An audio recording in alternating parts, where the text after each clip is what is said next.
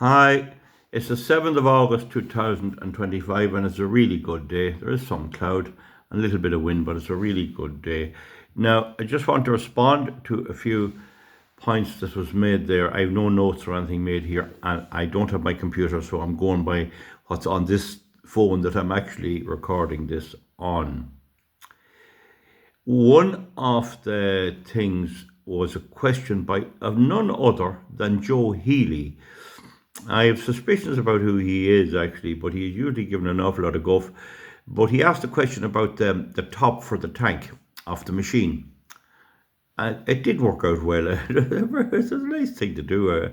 I've handed it over to the owner anyway, and he's delighted with it. But anyway, it's just back there, one or two videos. He makes just the point about painting it. Well, sure, the owner can do that. And then if it's painted, you can't handle it for a few days. Now, painting is quite good for tractors and all that. You need to get a reasonably good paint. You wouldn't really use the gloss you'd put on a house. You get that type of paint. Hammerite does it too. You get it anywhere. Now, the thing about painting is that it's one surface. The other thing on a thing like that, the lid of the tractor part or the machine part, it's not really for show. You don't really look at that type of thing much. But it's one way. But there's a number of surfaces for materials and for steel and other things, and it's a big science in its own. Now, an item like that won't rust. It take it so long to rust, and because it's in a warm and dry environment, it wouldn't rust for several lifetimes. Now, the thing about it is there's another form of steel finishing or surfacing called browning or bluing. A very old process. And on items that are like tools you'd make, or levers or stuff that you want to have a bit of a show off. It's used unbelievably often in knife making. There's a huge hobby in knife making. I never really bothered because I buy them, but there is a huge hobby in knife making, and they usually make them out of springs of old cars. You know, the leaf springs.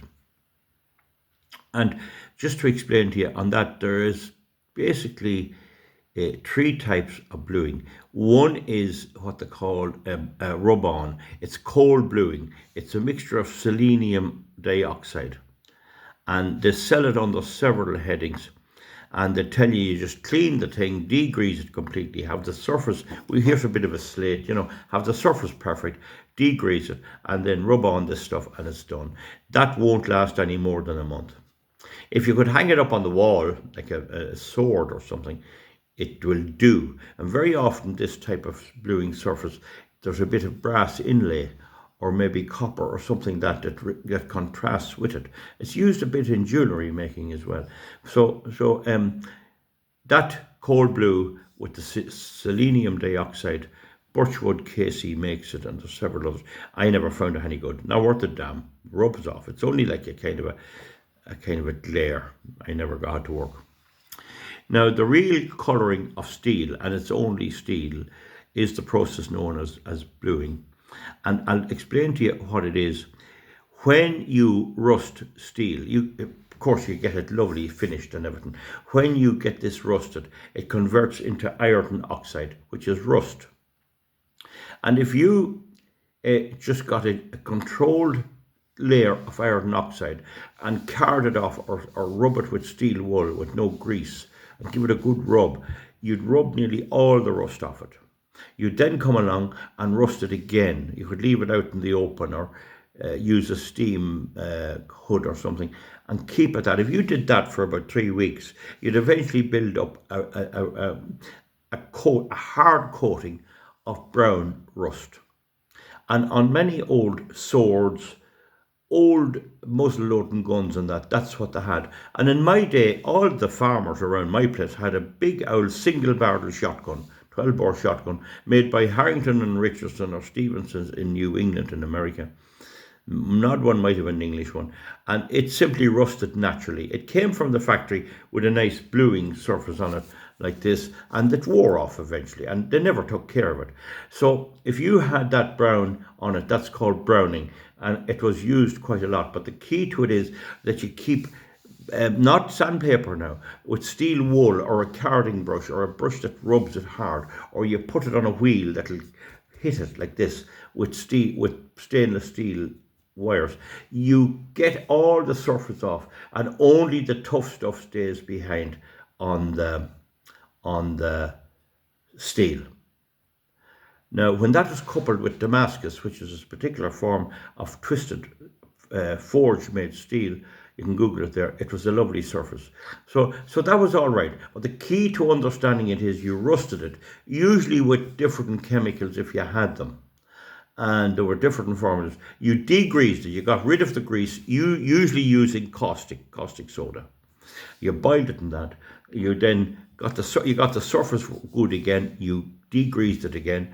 Then you applied a coat of some type of thing. Vinegar would be one idea, or some kind of acid to give it a start off and rust. You let it rust slightly, maybe for an hour or two, till it come on a wee bit of rust, and you then carded it off, and you repeated that maybe 10 times until you got a nice brown finish. And it would wear reasonably well. Now, the key to that rust is when you put oil on that, you displace the water.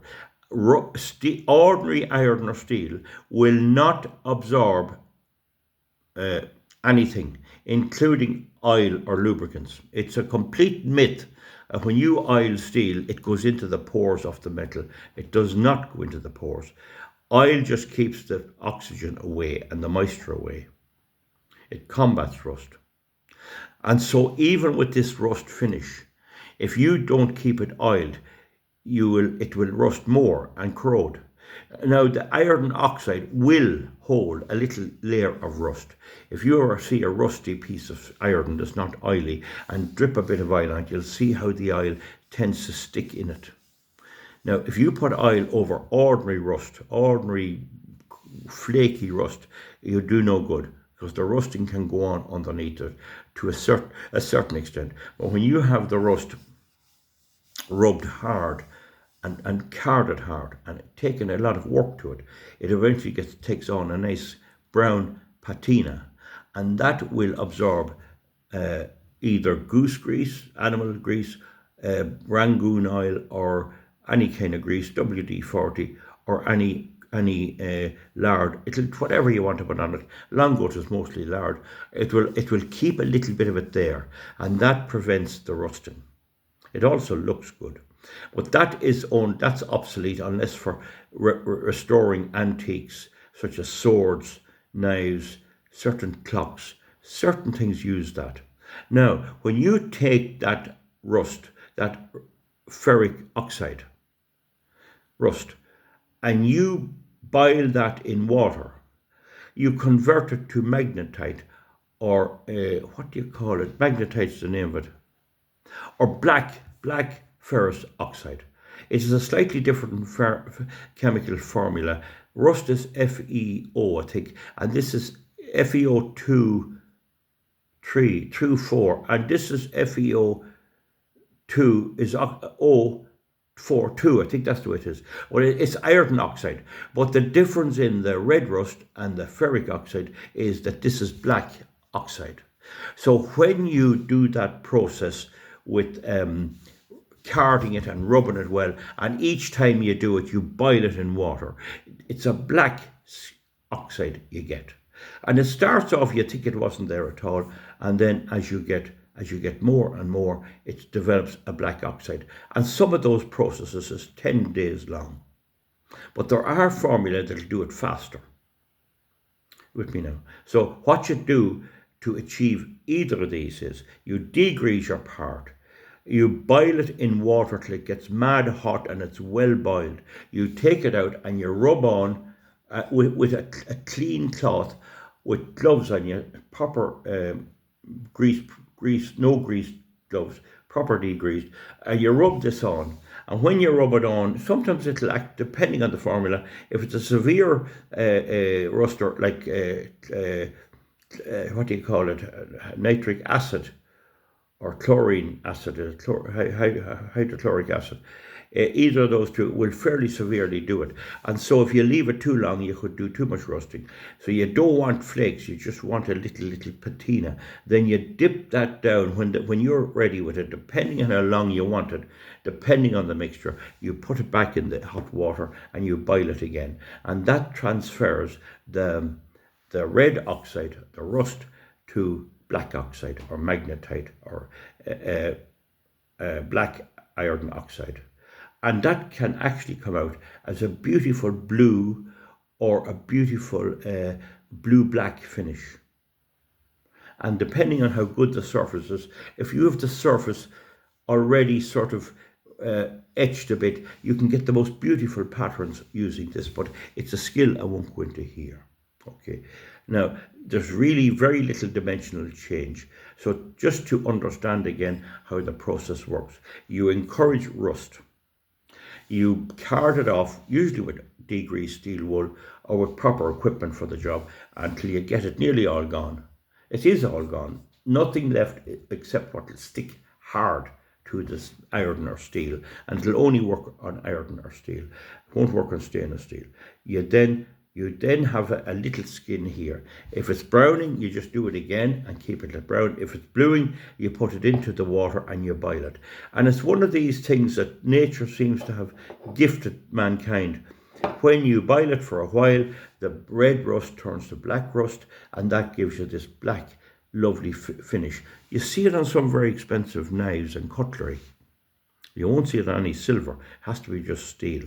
So that's the rust bluing process, and there are various formulae for it.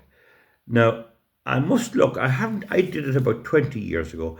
I must look at it again and see, there is one formula there on the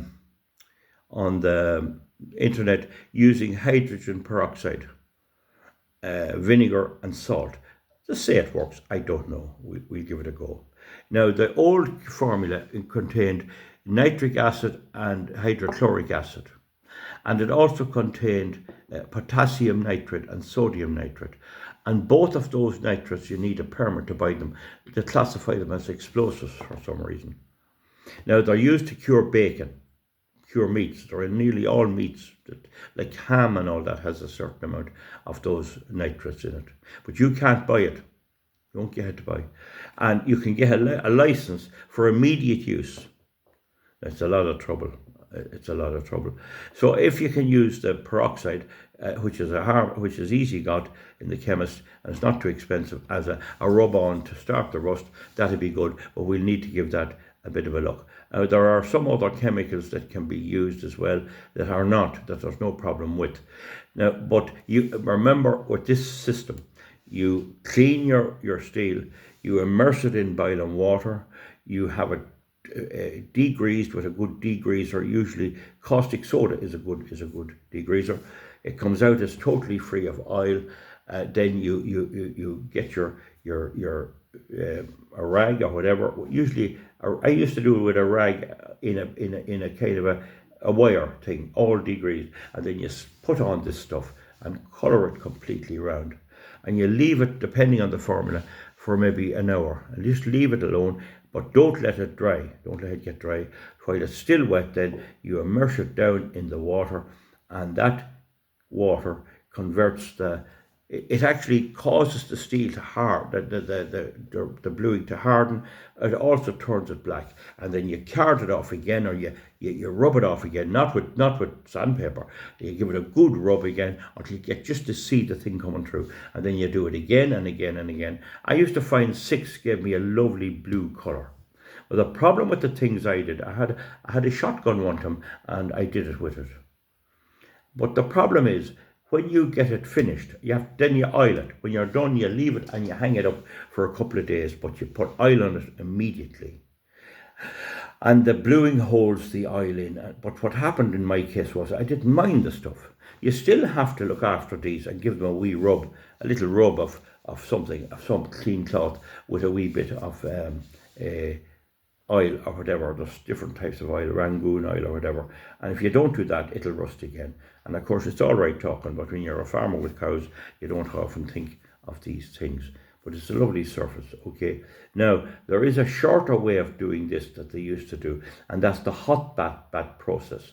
And that involves a caustic bath, water with caustic soda, which is no problem. But you also need potassium or sodium nitrate, and they have to be put in certain proportions. And again, you're into the licensing process. You're not supposed to have it, but you can have it in a solution up to a certain amount. So I would have thought that would be for sale. Like if they got the solution right, they can sell it, but you won't find it anywhere. So with that, you prepare your thing the same, and you hang the piece down in a bath, in a proper steel bath or stainless steel bath, and you hang it down and you bring it to a certain temperature. I think it's 135 degrees Fahrenheit to 170 degrees. No, it's centigrade. It's 130 to about 170 centigrade. You'll get it online there, and there's many books written on this. And that's centigrade thing between those ranges. I think it's 135 to 170. The steel will blue, and you let it boil away there at around the critical to around 160, and you just keep an eye on it. And if it needs a wee more water, you have a container with boiling water, and the water has to be distilled water or rainwater. It can't be any water from the waterworks that might contain grease, or impurities. So when you take it out after the half hour, it'll be good blue. It'll be this colour. That's just an advertisement. It'll be blue. And then you just dry it completely. Sometimes they use hydrated lime or slaked lime to absorb all the wet, because wet gets in everywhere. And then they put water displacing oil, usually for the purpose on it, and that soaks in, and they leave it for 2 or 3 days. And the surface actually hardens in it. Now, there's no practical demonstration here. Now, the thing about that hot bath process, apart from the problem of getting the nitrates, is it's dangerous. So I don't recommend it at all. I wouldn't like to see anyone doing it in a flat on people living overhead. It can give off, in some circumstances, ammonium gas. It can splatter. If you're married and you have a cooker and you do it on the cooker and it splatters out on the enamel on the cooker, it'll take a lump out of the cooker. So I don't recommend it at all, and I won't be given any more chats about it, except to let you know that is a way of doing it. What happens there is that the bare steel, degreased, is put into the mix. The caustic keeps the grease down. The nitrates blew it. But the nitrates blew it ferric oxide or rust, but the water then converts that to black oxide. So it's done in the one process, and it's used by an awful lot of commercial companies. They have a big way of doing it. It's no bother to them. They can get a permit. They have a safe, and they have a person in charge of the nitrates, and they have a safe, and the guards or the police escort it down, and it's put into the safe usually. And then it's not really dangerous stuff. It's an overreaction, but anyway, we're not going to change it. And then they do that, they make it like that. So I'm just explaining to you about the surfaces and about the bluing of steel. Maybe if there's any interest, maybe I'd try some of the ordinary formulas and see can we get a formula that's readily available without any formalities at all that will work. Even though it might take a few days to do it, it'd be well worth it if you had a particular article. Well, that lid that I made for the tractor, that wouldn't be worthwhile. It wouldn't be worthwhile. The other thing is there's quite a good deal of brazing in that, and that will not colour. You will only colour steel. Now, if you have soft solder, it'll melt the solder. So it's a dangerous process. I don't recommend it. So just understand again, there's coal bluing, selenium dioxide. I wouldn't waste my time with it. I think it's no good anyway, but if it's all you have, sure, what can you do? And they'll say how you must prepare it. It'll rub off no matter what you do. I never could get one, and neither wouldn't. The next one is, you'll get that, there's Birchwood Casey's makes it. And there's a company called Brunel's, and they're American, but they have an office in Ireland somewhere. but it's no good. It's no good and stuff. Now, then you get the mix of chemicals for the hot blue, and I don't think they're available at all. I used to have an engineering book where they used to advertise it. Fellas making model steam tractors or steam locomotives would blue it. They're beautiful. They'd have paint, but they'd have, instead of painting black, that use this bluing, and then that have the like we'll say the that have the yellow maybe up against the black, against the bluing, and it looked real smart. It was lovely. So that was available at one time, but I don't see it there now because of the restrictions. And now with Brexit, Northern Ireland is generally included for all these things with the Republic. So getting them through the north doesn't appear to be an option either. But anyway, it's a dangerous process, the hot bath process, so I won't be going there. The other one is viable.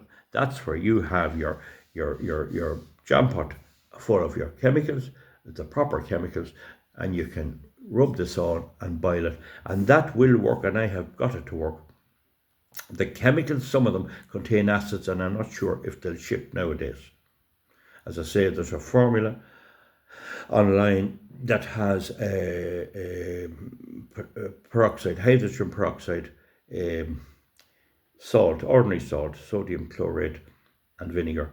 There is one of them. So you have that. You can do that if it works, but I never did it. You're talking about years since I did it. Now there's a few bluing compounds there on sale, and there's a company, I might post it underneath. There's one American one that says it's good, but I am very suspicious of Wonder products. Unless it's a proper rub-on hot bluing solution, it's not much good. And I don't know, can you get that anywhere? Even for antiques? And the hands of grandfather clocks are always blued, always done in a blue finish, always. And there's certain things it looks well on. So now that's 21 minutes. That's vintage. I'll leave it go at that. I just give you that example there about bluing of steel. There are a lot of videos online, but my advice to you, the rub-on one, I wouldn't worry. With this one here, I don't think you can go too far wrong. But once you start using caustic soda and nitrate baths, you're into, and you have to have a thermometer to check the temperature that's between a meat thermometer or a thermometer specially made for the purpose. And no, you keep it at that height, and you have to keep the gas of the fire at a certain temperature, and then you get the black bluing, and it works all right. As I say, I wouldn't recommend it. Don't think I'd bother with it now. And then you don't know what you're breathing or anything else. The other one, the rub-on one, that's the one I'd go for if it can be got. And we might come back to it again and do some experimenting with it, see can you get them things. Because hydrogen peroxide is an oxidizer. It's one of the few legal oxidizers there are. And so it's one to look at, but the other ones I'm not too sure. But there may be some of them which are also legal. Potassium, what do you call it? Muriate of potash. Potassium chloride is freely available. It's not a dangerous fertilizer, but I don't think it works. It doesn't make much of a contribution. So that's the thing. Anyway, I've enough said there for you. That's the story. Browning and bluing of steel components for knives, for swords, but for also the clocks and stuff you'd make in the workshop, like model stuff or stuff that you put on show. It's the most beautiful, deep black finish you can get if you do the preparation right. So now I've just dealt with that in response. Not too often I respond to a question from Joe Healy, but that's the answer to that, and we let you go, right?